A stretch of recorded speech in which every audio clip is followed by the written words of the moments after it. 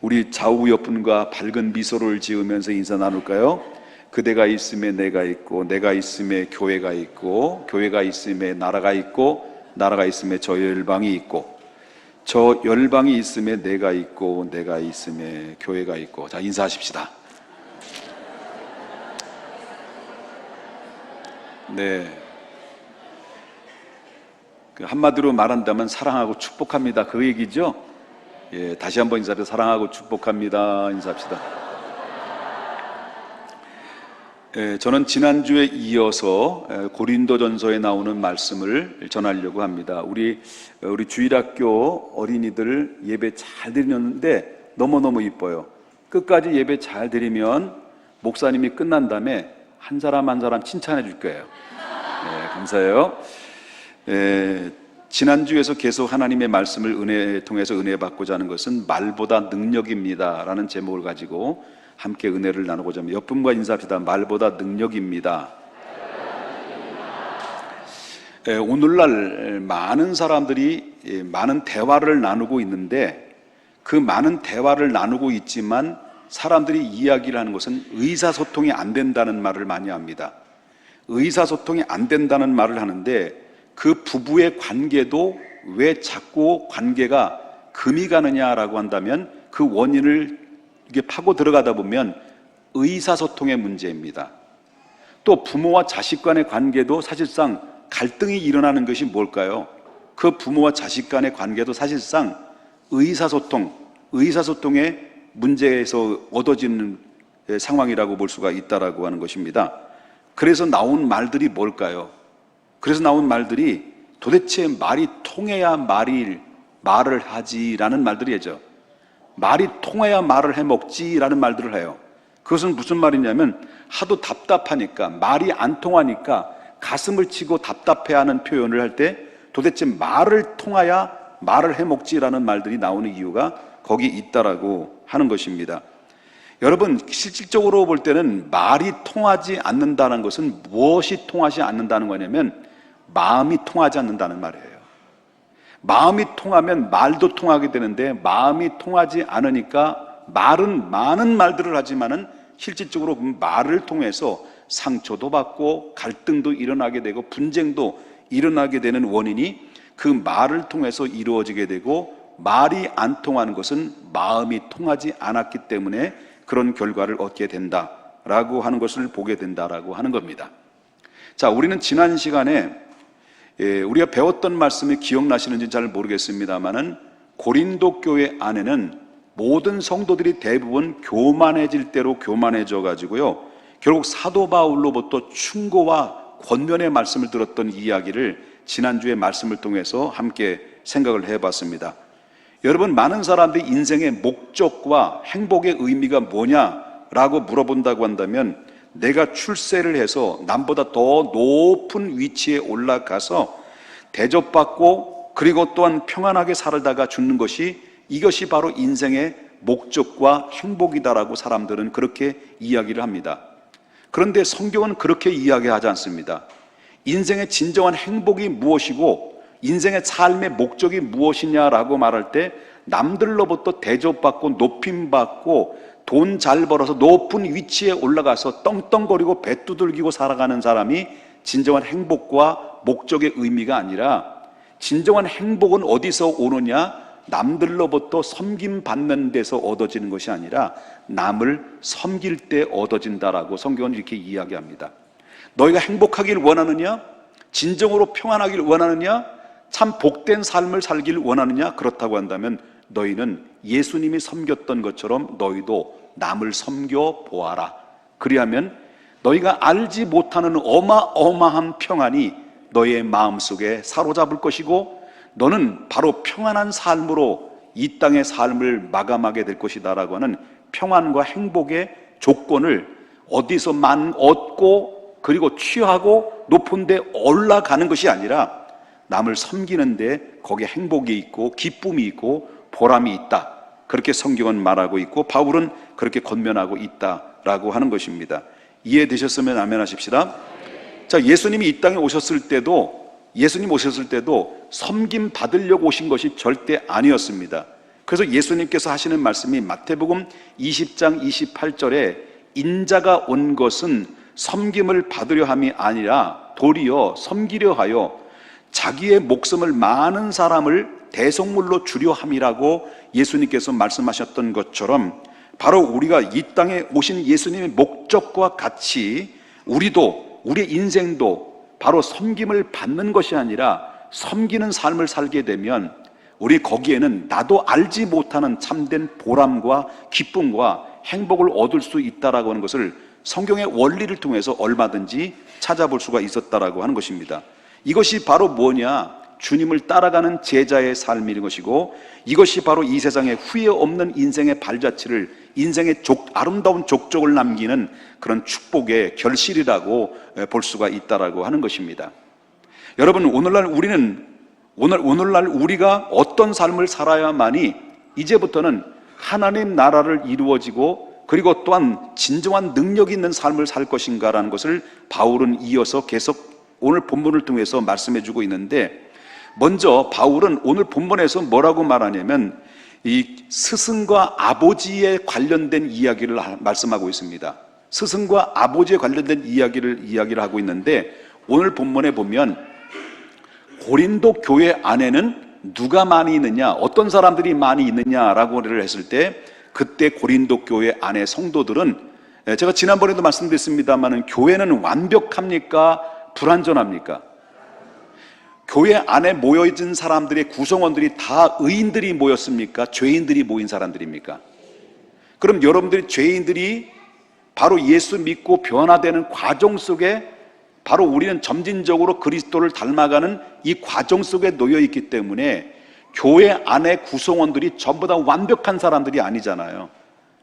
거기에는 실수도 있고 거기에는 또 많은 어려움들이 있기 때문에 교회는 그만큼, 교회 성도들이 많아지면 많아질수록 교회는 문제들도 있을 수 있다라고 하는 것을 전제로 알고 이 말씀을 들으면 이해가 될 것입니다. 고린도 교회는 여러분 많은 문제들이 있었어요.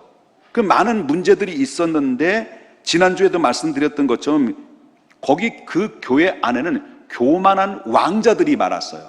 자기가 다 왕이야. 그래서 지난주에도 말씀드렸지만 누구도 있었다고 그랬어요? 누구도 외로워? 공주도 있었다는 거예요. 다 왕자고 다 공주였다라는 거죠. 그래서 이 고린도 교회 안에는 전부 다 왕자고 다 공주였어요. 그건 뭘 말해? 왕자와 공주의 특징이 뭐예요? 예? 섬기는 자예요? 섬김을 받는 자예요? 전부 다 자기를 알아달라는 거예요. 목사님 저 좀 알아주세요. 집사님 저 좀 알아주세요. 좀 너무 괴로워요. 너 외로워요. 자꾸 자기만 알아달라고 하는 것이 왕자들의, 공주님들의 특징이라고 하는 거예요. 그런데 여기에다 또 한 가지 더 붙였어요.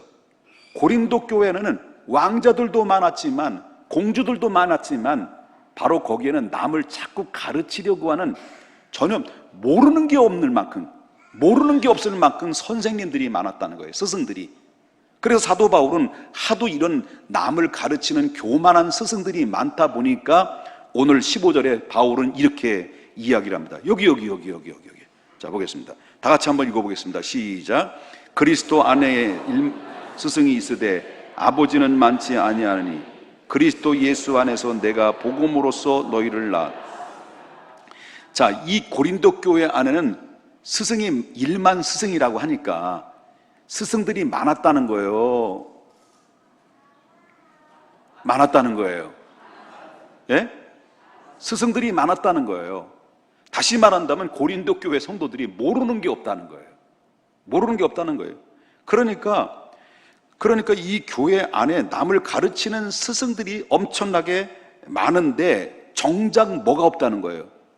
아버지의 심정을 가진 자가 없다는 거예요.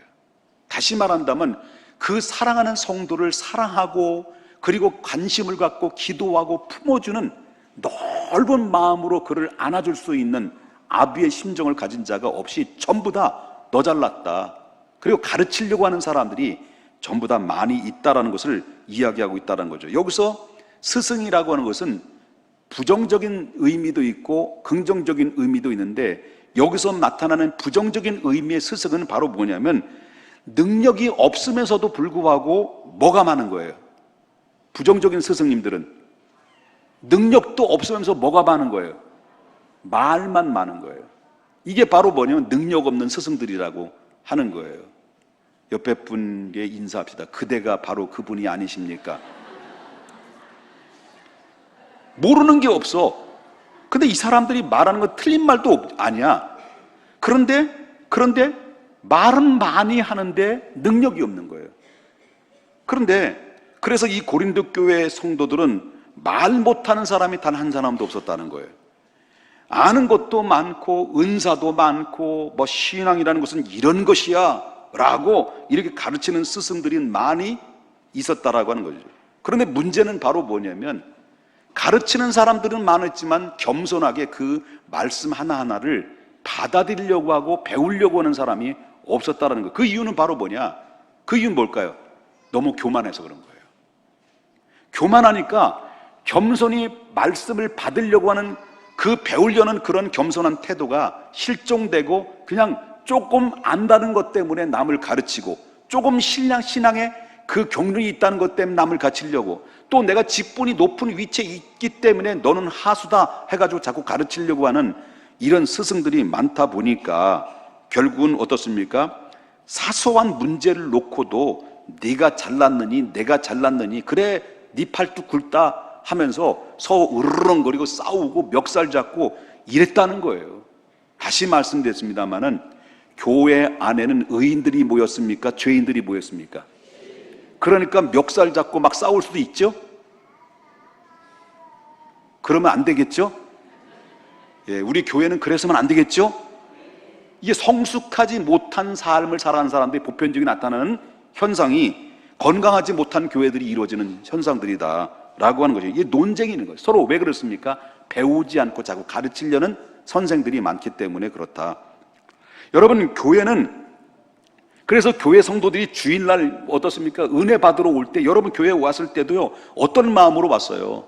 뭐 어떤 분들은 뭐 다 목적과 이유를 가지고 왔습니다. 어떤 사람 뭐 교회 가면 내가 좋아하는 분을 만날 수 있으니까 교회 올 수도 있고, 어떤 분들은 어떤 분이 파마를 좀 잘했을까, 오늘 파마했는데 내가 비교를 해보면 내가 더 나을는지 한번 비교 좀 해보자, 그렇게 하려면 없습니다. 어떤 분들은 정말 사모하는 마음을 가지고 은혜 받으려고 찾아오는 분들이 저희 중앙교는 100%인 줄 저는 착각하면서 믿고 있습니다.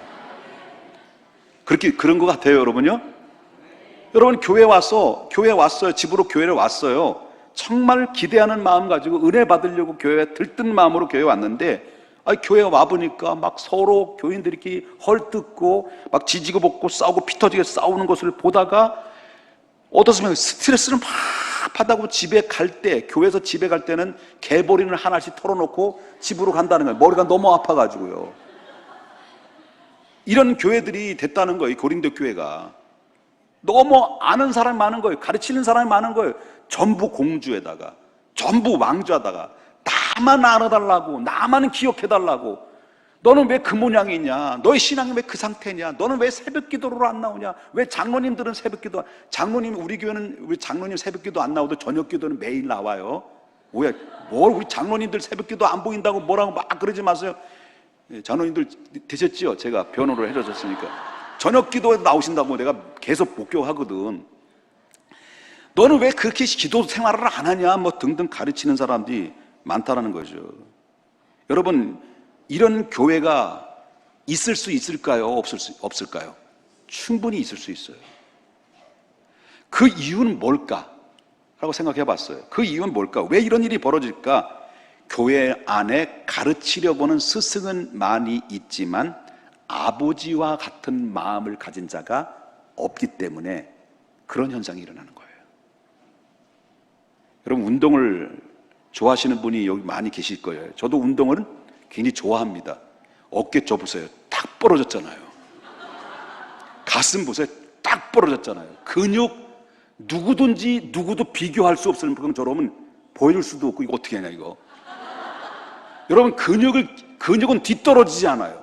제 근육량이요 대단해요. 배 근육량, 대단한 근육량을 가지고 있어요. 저 운동 굉장히 좋아하거든요. 축구만 25년 했으니까 이제 나이가 먹으니까 축구를 끊었어요. 축구를 끊어가지고 뭘 운동을 할까?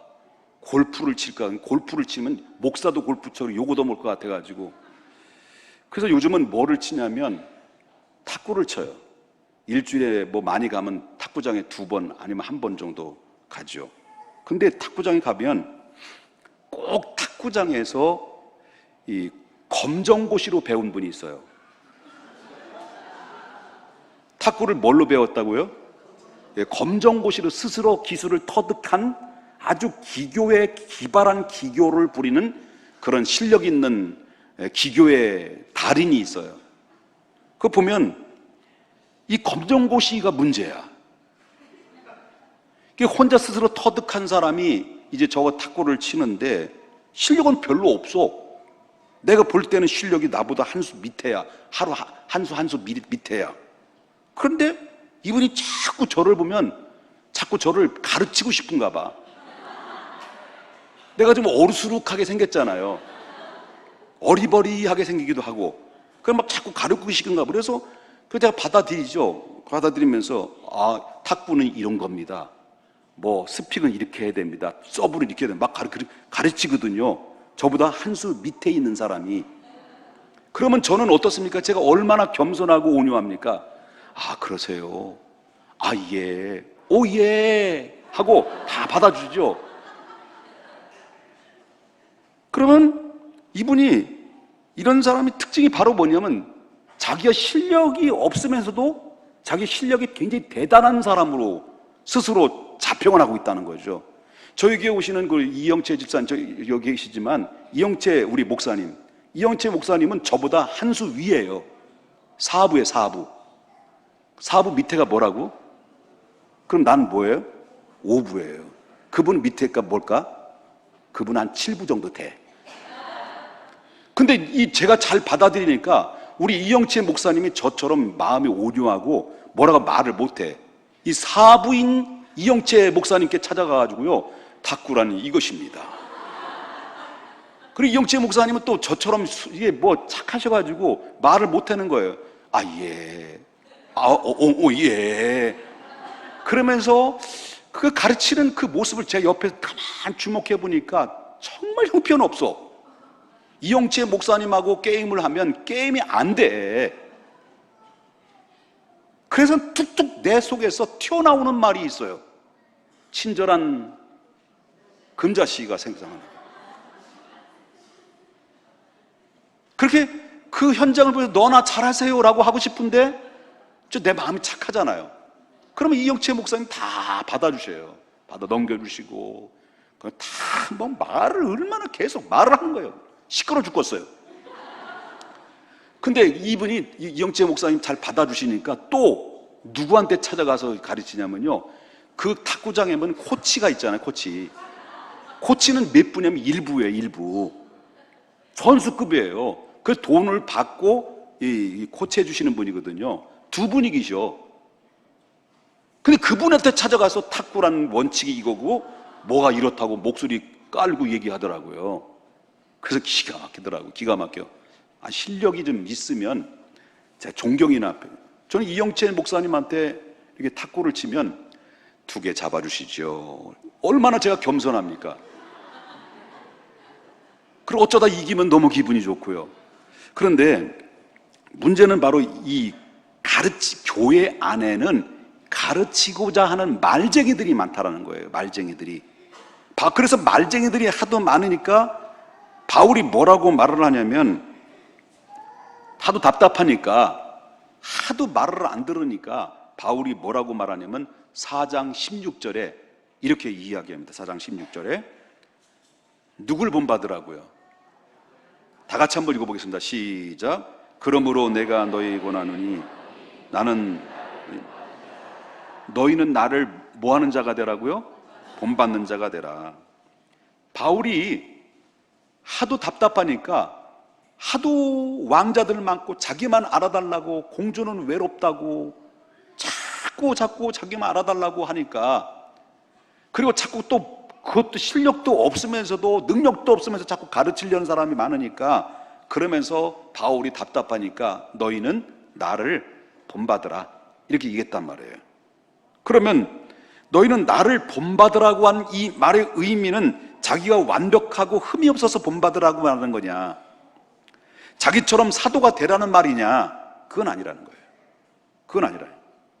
나를 본받으라고 하는 것은 바울이 완벽하기 때문에 본받으라는 것이 아니고, 자기처럼 사도처럼 살아가는 것이 아니라 자기처럼 예수님을 닮아가려고 몸부림을 치는 삶, 그리고 아버지의 마음을 가지고 영혼을 뜨겁게 사랑하고 온 정성을 다해서 나보다 남을 더 생각하고 그 자식의 마음처럼, 자식을 품는 것처럼 그들을 품어주는 마음, 아볼로와 마음이 합해져서 너희를 위해서 마치 해산하는 수고를 아끼지 아니하는 정말 헌신적인 그런 마음, 나는 지금까지 이런 마음으로 살아왔다, 이런 삶을 살았다, 이런 자세를 너희도 함께 가졌으면 좋겠다. 이 자세가 바로 뭐냐? 스승의 자세가 아니라 그 영혼을 사랑하는, 그 영혼을 살려내야 된다는, 그 영혼을 하나님 나라까지 인도하고자 하는 그 아버지의 마음, 그 아버지의 마음이 너희들은 알아줬으면 좋겠다. 바울은 그 이야기를 했던 거예요. 이게 아버지의 마음이에요. 바울은 병들어가는 고린도 교회에서 당당하게 달려갈 수 있다고 얘기했어요.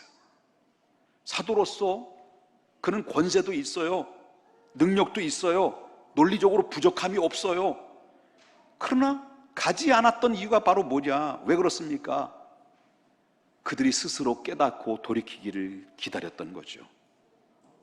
마치 탁구 실력 5부가 검정고치 출신 6부가 스스로 자기 자신의 부족함을, 실력이 없음을 깨닫고 돌아오기를 간절히 기다리는 실력 있는 김옥봉 목사처럼.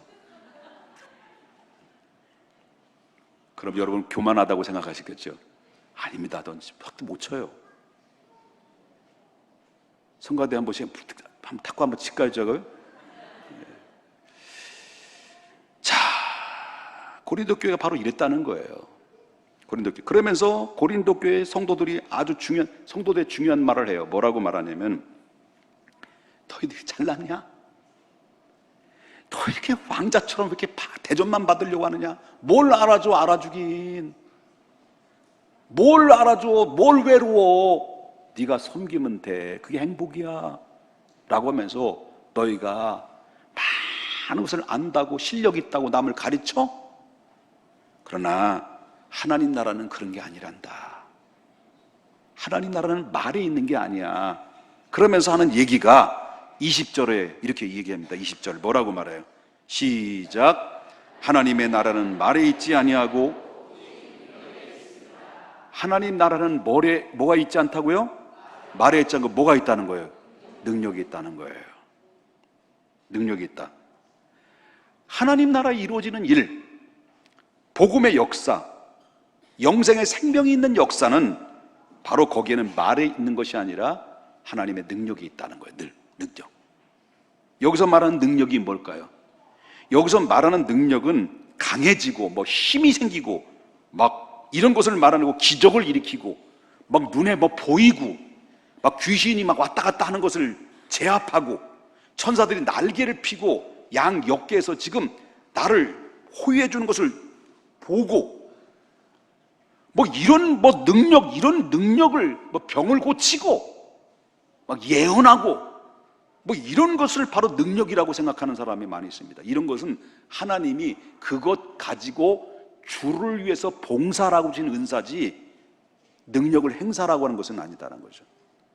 근데 여러분, 이것도 능력이에요. 능력이지만 그러나 이것은 진정한 능력이 뭐냐? 진정한 능력은 어디서 나온 줄 아십니까? 십자가에 나오는 거예요. 진정한 능력은 십자가에서 나오는 거예요. 여러분, 우리가 볼 때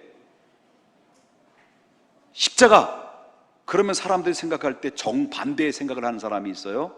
자, 십자가를 보면 교회를 다니지 않는 사람들이나 예수를 믿지 않는 사람들이 볼 때는 십자가 그러면 십자가는 저 연약하고 어리석은 사람들이, 교회를 다니는 사람들이 믿음의 행위다.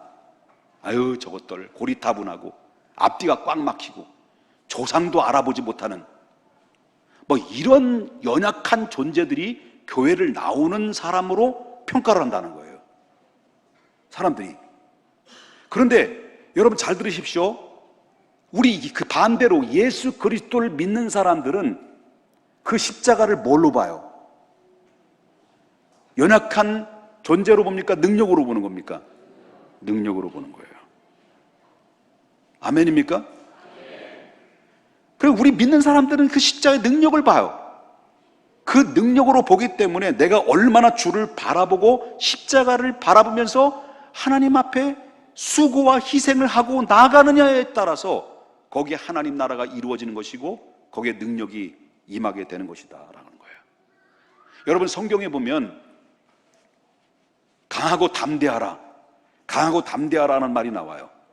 여기 강하고 담대하라는 말은 우리가 자칫하면 오해할 수 있는 말은 뭐냐면, 강하고 담대하라니까 나 스스로가 강해지라는 말이 아니라, 여기서 강하고라고 하는 말은 무슨 말이냐면 이 히브리어로 하자크라는 말이에요.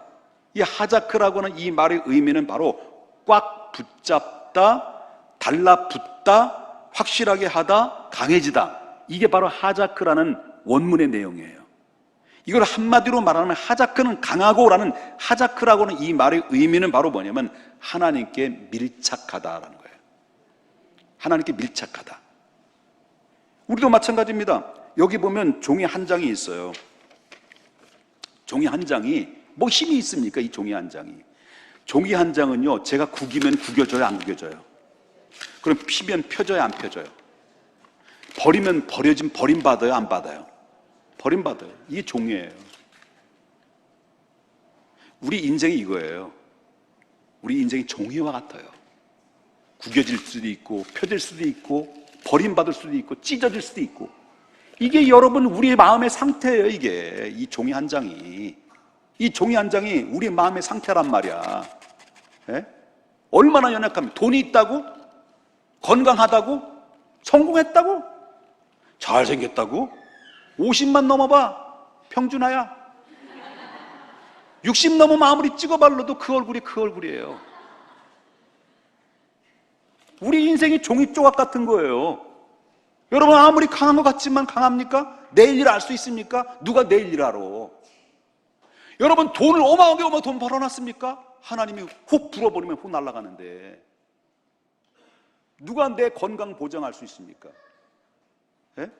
하루아침에 한 사람이 하필이면 왜 수많은 사람 중에서 나에게 이런 일이 발생했습니까? 라고 원망하는 일들이 어느 순간에 이루어지는데 누가 보장하겠냐는 거예요.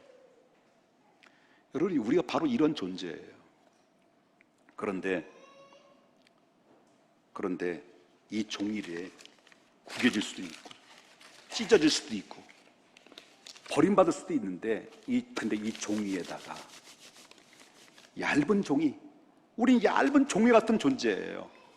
여기다 풀을 발라요. 풀을 바르고 벽에다 붙여요.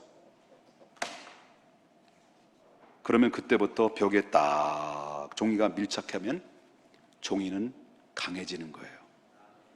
뛸 수도 없어요. 찢을 수도 없어요. 구겨질 수도 없어요. 왜 그럴까요? 그 이유는 뭘까요? 벽에 밀착됐기 때문에 그래요. 우리도 마찬가지예요. 우리가 하나님께 떨어져 있으면 구겨진 인생이에요. 하나님 없이 살아가는 것 교만이에요. 하나님 없이 내 뜻대로 내 방법대로 살아가겠다? 여러분 인생은 살아봐야 얼마나 살겠습니까? 70이고 80이고 요즘 100세 시대라는데 100세 시대 자신이 있습니까 여러분? 자신 없어요. 100살에 살아면 뭐합니까? 90살까지 살아면 뭐합니까? 자식들에게 고생만 뒤따 시키죠. 이게 우리 인생이에요.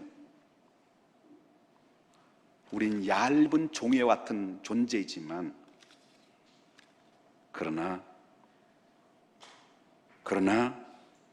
우리가 하나님께 꼭 달라붙어 있으면 하나님의 은혜 가운데 딱 달라붙어 있으면 그만큼 우리는, 나는 약하지만 하나님은 강하셔서 나를 강하게 만들어 주시는 거예요. 어느 날 예수님이 조금만 더 해도 되겠습니까? 얘들아, 조금만 힘들어도 참아라. 끝나면 목사님이 칭찬해 줄게. 네. 어느 날 예수님이 새벽에 베드로가 밤새도록 고기를 잡으러 갈릴리에서 어망을 던졌어요. 근데 밤새도록 그물을 던졌는데 단 한 마리도 못 잡은 거예요.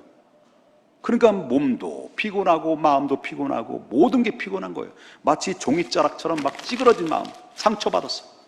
그렇게 됐어요. 그런데 그때 새벽에 와가지고 다 이제 배를 정리하고 그물을 다 정리하고 걷어서 집에 돌아가려고 하는 찰나에 예수님이 딱 나타나셔가지고 예수님이 뭐라고 말씀하시냐면 배를 다시 띄어 그물을 오른편에 던져라. 그 말을 들으니까 그 말이 베드로의 입장에서부터 염장 지르는 거예요. 염장 지르는 거예요. 염장 지르는 거예요. 우리 같으면 어떻습니까? 뭐라고라? 이거 왜 그래? 이거 왜 그래? 내가 누군데? 내가 어렸을 때부터 어부로서의 잔뼈를 굵으면서 지금까지 고기를 잡아온 인생인데 당신처럼 목수 출신이 뭘 안다고 그렇게 그래? 이렇게 막 열을 내고, 베드로가 얼마나 혈기가 많은 사람이에요. 그럴 수 있는 상황에 얼마든지 있을 수 있어요. 그런데 베드로가 그날따라 정신이 없었어요. 혼미한 상태에서.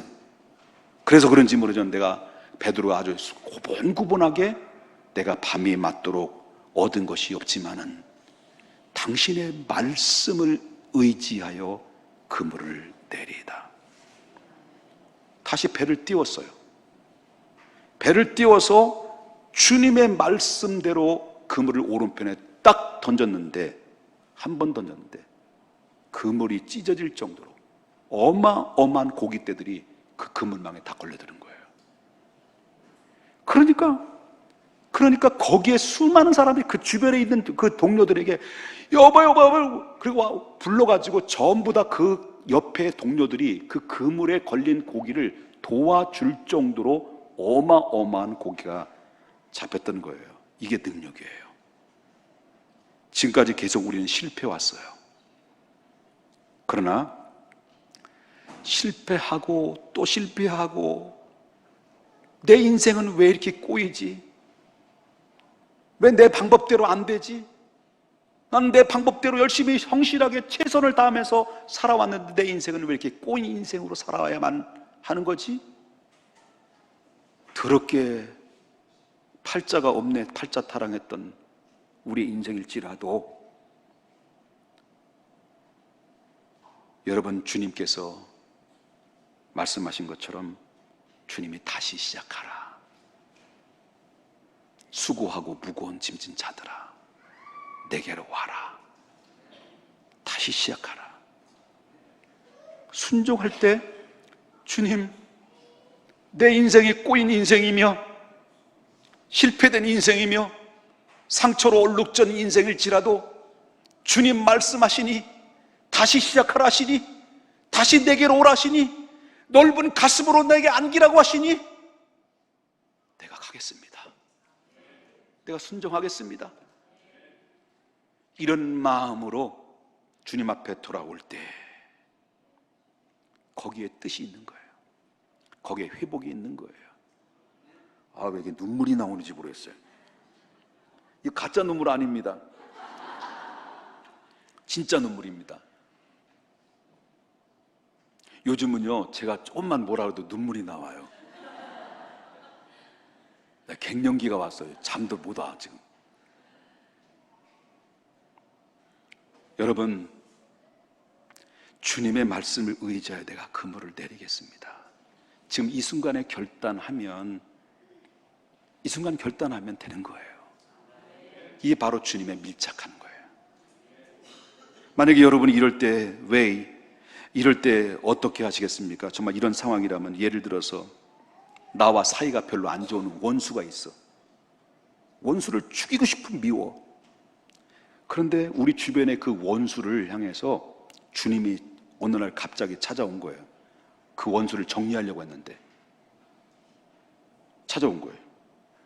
그래서 주님께서 하시는 말씀이, 얘야, 너는 그 사람과 저 합정동에 있는 토프레스가 있는데 토프레스에 가서 아메리카노, 모라카노 한 잔씩 마시고 거기서 그와 함께 화해하고 모든 원한을 풀고 바로 옆에 보면 옷가게가, 작은 옷가게가 있는데 거기 옷 한 벌, 가장 비싼 명품 옷 한 벌을 다 사서 그를 다 입히고 그리고 깨끗하게 털고 다시 화해하며 그리고 함께 정말 사랑으로 품어줘라 라고 할 때 들어야 돼요, 안 들어야 돼요? 거기에 힘이 있고 기쁨이 있고 행복이 있는 거예요. 할렐루야. 예, 주님 말씀을 의지해 내 저 원수 덩어리를 이제 만나겠습니다. 이게 바로 정상인데, 그게 정상이잖아요. 마음은 인정이 돼. 마음은 그렇게 해야 돼. 그런데 그냥 불편할 뿐이고, 그렇게 말씀하셔도 용서가 안 될 뿐이고, 얼굴 보면 침 뱉어줄 뿐이고, 그리고 평생 안 보고 싶을 뿐이고, 그러다 보니까 하나님의 용서와 사랑에 대한 말씀을 했지만 그 마음의 평안은 계속 무너지고, 하나님 주시고자 하는 하나님의 그 비전과 하나님의 방법은 다 사라져버리고 계속 내 안에 그 원수 때문에 자유함이 묶여버리고 그 원수 때문에 평안을 잃어버리고 실종돼 버리는 원인이 일생 동안 그 원수 때문에 불행한 삶으로 마감하다가 그렇게 이슬처럼 사라져가는 사람들이 얼마나 많이 있느냐라는 거죠. 옆에 있는 분에게 인사합시다. 나를 용서해 주시오. 내가 잘못했습니다.